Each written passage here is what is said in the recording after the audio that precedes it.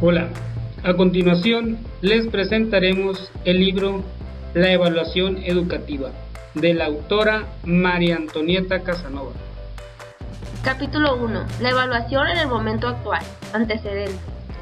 Hay que pensar que la situación actual no se ha llegado por azar, sino que por diferentes circunstancias históricas y vías de conocimiento han ido defendiéndose unas posturas y evolucionando en el sentido que lo han hecho para encontrarnos hoy en un punto concreto que constituye nuestra posición de parada para actuar y que es preciso aclarar para que nuestras decisiones resulten acertadas. El término evaluación aparece a partir del proceso de industrialización que se produjo en Estados Unidos a principios de este siglo, que no solo incidió y modificó su organización social y familiar, sino que obligó a centros educativos a adaptarse a las exigencias del apartado productivo. A la par que se amplían y modifican las aplicaciones de la evaluación en el campo educativo, va evolucionando el concepto de la misma, pues los especialistas en su estudio profundizan y matizan las posibilidades de utilización y la obtención de mayores virtualidades mediante su uso adecuado. Como es lógico, son muchos los autores que han seguido y siguen trabajando acerca del concepto de evaluación y de su adecuada puesta en práctica, en función de los ámbitos a los que se aplique y los objetivos que se pretendan con ello. Es impredecible evaluar el sistema educativo con detenimiento para poder tomar las medidas oportunas y mejorar cualitativamente su funcionamiento y sus resultados. En la situación mexicana, importa destacar dos características que nos interesan principalmente para el tratamiento de la evaluación que ahora estamos considerando. 1. La estructura política de México con diferentes niveles en las atribuciones educativas federales, estatales y municipales. Y 2. El reconocimiento de la democracia como sistema político de gobierno. A partir de 1992, el sistema educativo mexicano ha experimentado importantes transformaciones. Entre ellas destaca el establecimiento del federalismo en materia educativa, que ha consistido en la distribución de las responsabilidades educativas.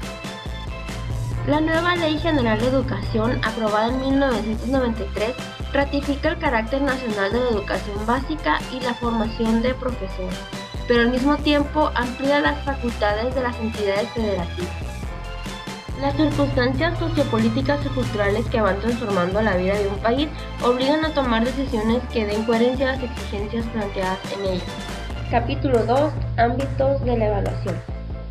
Los ámbitos a los que se le aplique la evaluación en el campo educativo son variados, como es obvio: programas, métodos, centros, aprendizajes, etc. Ha quedado suficientemente puesto de manifiesto en el capítulo anterior, ya que desde sus comienzos los modelos cuantitativo y cualitativo fueron aplicados especialmente a programas educativos que no comprendían muchos elementos del quehacer docente. En el marco en el que se desarrolla el sistema educativo de un país, lo determina la administración correspondiente al emitir las normas legales que establecen las vías que guiarán su organización y funcionamiento general. La división y subdivisión interna que establece una administración educativa deberá estar en funcionamiento de la estructura del sistema escolar, de manera que, con su funcionamiento coherente y coordinado, favorezca el adecuado rendimiento de las diversas instituciones educativas que lo componen y la máxima optimización de recursos.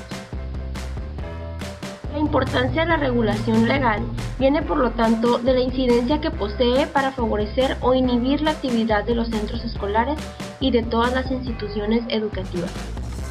Esto según al modelo político al que corresponda. Cada programa o servicio tendrá que evaluarse de forma propietaria durante los primeros años de funcionamiento con objeto de adecuar las expectativas puestas en él para que rinda al máximo de sus posibilidades. En los centros escolares confluyen todos los agentes externos con los puramente técnicos e internos propios de la educación, es decir, en ellos hay que aplicar las normas que encarnan el sistema educativo. Capítulo 3. Evaluación, concepto, tipología y objetivos. Los alumnos no estudian para aprobar. Los maestros enseñan para que sus alumnos superen las evaluaciones.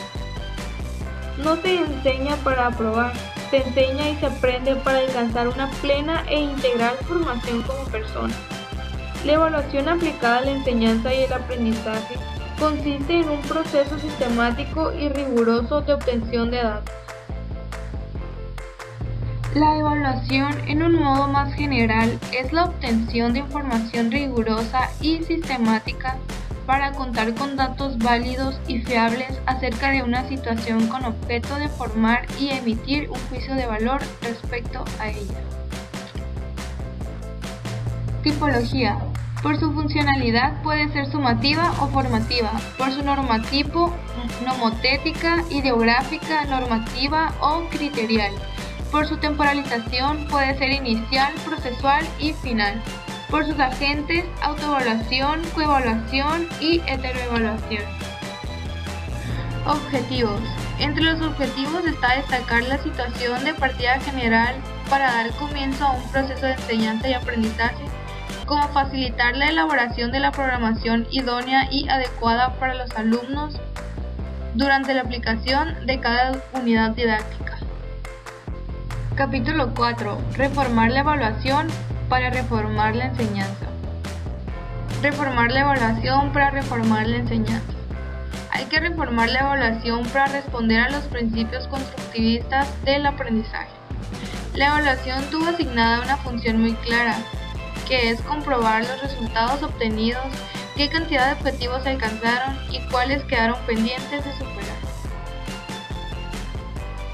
Existen dos tipos de evaluación: evaluación cuantitativa o cualitativa.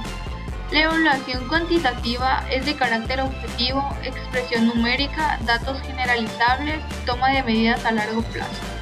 La evaluación cualitativa es de carácter subjetivo, expresión descriptiva, datos particulares y toma de medidas inmediatas.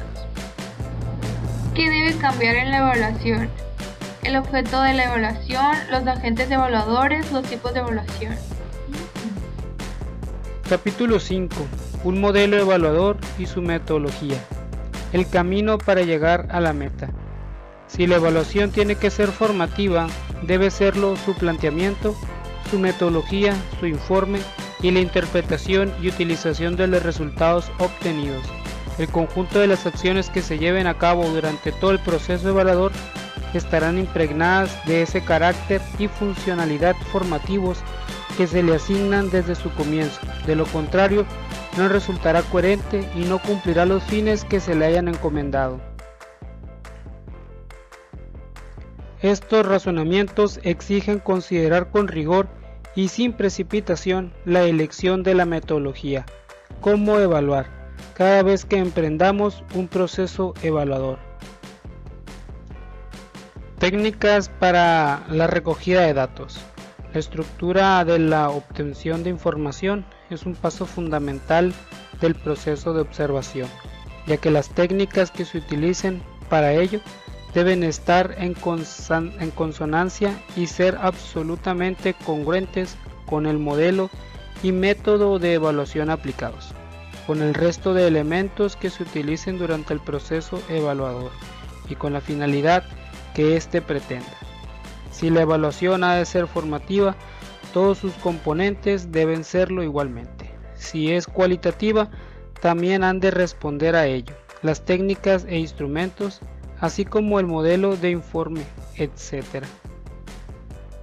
La observación considerada como técnica para obtener datos consiste en el examen atento que un sujeto realiza sobre otro u otros sujetos, o sobre determinados objetos y hechos, para llegar al conocimiento profundo de los mismos mediante la consecución de una serie de datos, generalmente inalcanzables por otros medios.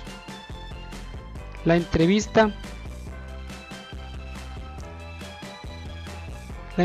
puede definirse como una conversación intencional.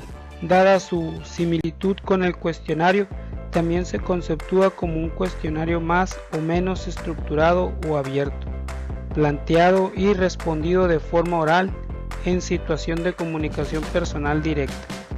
Permite, por estas características, obtener cierto tipo de datos que muchos sujetos no facilitarían por escrito debido a su carácter confidencial delicado o porque supone una fuerte implicación afectiva, profesional o de cualquier otro tipo.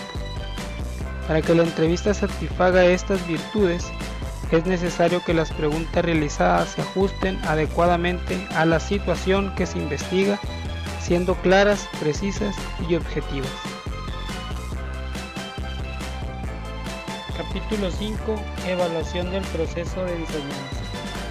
Como queda patente en las reflexiones que hemos venido realizando hasta aquí, no solo es el rendimiento de los alumnos y alumnas lo que resulta necesario evaluar en un sistema educativo, aunque efectivamente este sea quizás su importante indicador para comprobar su adecuado funcionamiento. Por lo tanto, sí es importante evaluar los procesos de aprendizaje, tanto o más los es evaluar los procesos de enseñanza, pues un fallo en estos últimos derivan en consecuencia directa sobre los primeros. Si la evaluación formativa pretende mejorar los procesos, resulta imprescindible detectar durante el camino los elementos positivos y negativos que van apareciendo en la enseñanza y en el aprendizaje, para afianzarlos o corregirlos respectivamente. Evaluar la enseñanza a través de la evaluación de unidades didácticas. Esta primera vía supone evaluar si el proceso de enseñanza es el adecuado o no, según el funcionamiento de los procesos de aprendizaje y resultados que el alumnado va consiguiendo en ellos. Es un camino indirecto pero muy significativo para valorar si la actuación docente está en correspondencia con las demandas de los alumnos y alumnas. Recursos didácticos. Los recursos didácticos son los medios y materiales del centro o del entorno necesarios para desarrollar la actividad. Láminas, laboratorios, medios audiovisuales, informática, juegos, plastilinas, regletas, libros, etc. Todo cuanto resulte imprescindible para manipular, visualizar, realizar experimentos, comprobar datos, etc. por parte de los estudiantes y del profesorado constituye el material didáctico preciso para poder aplicar la unidad en el aula.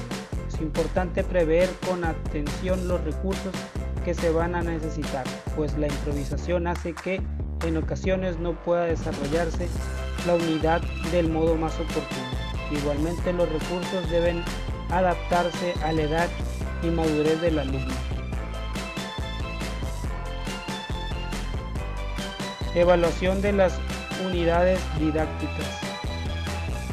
¿Qué objetivos pretenden al evaluar las unidades didácticas?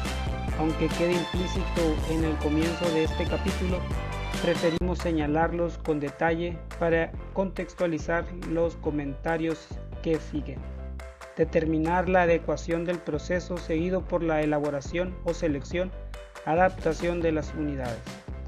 Comprobar paso a paso durante su aplicación el ajuste de sus elementos a las características de los alumnos.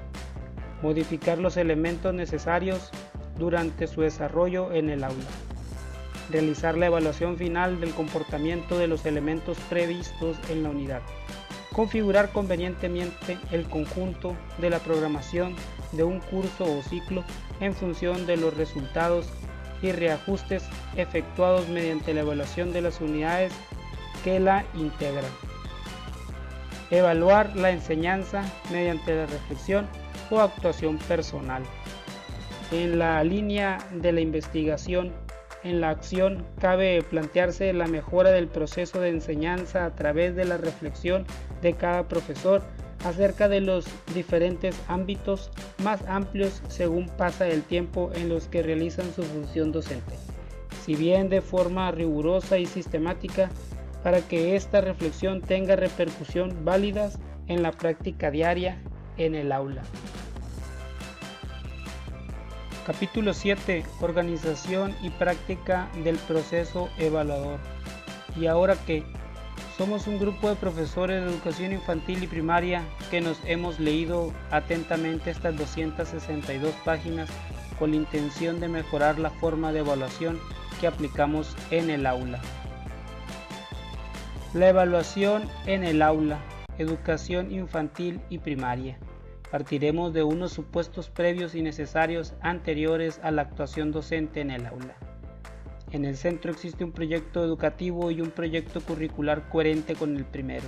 Igualmente, están realizadas las programaciones de aula que abarca todas las áreas, temporalizadas y seleccionando un número de unidades didácticas que reúnen todo lo previsto en las programaciones para desarrollarlo en los ciclos correspondientes.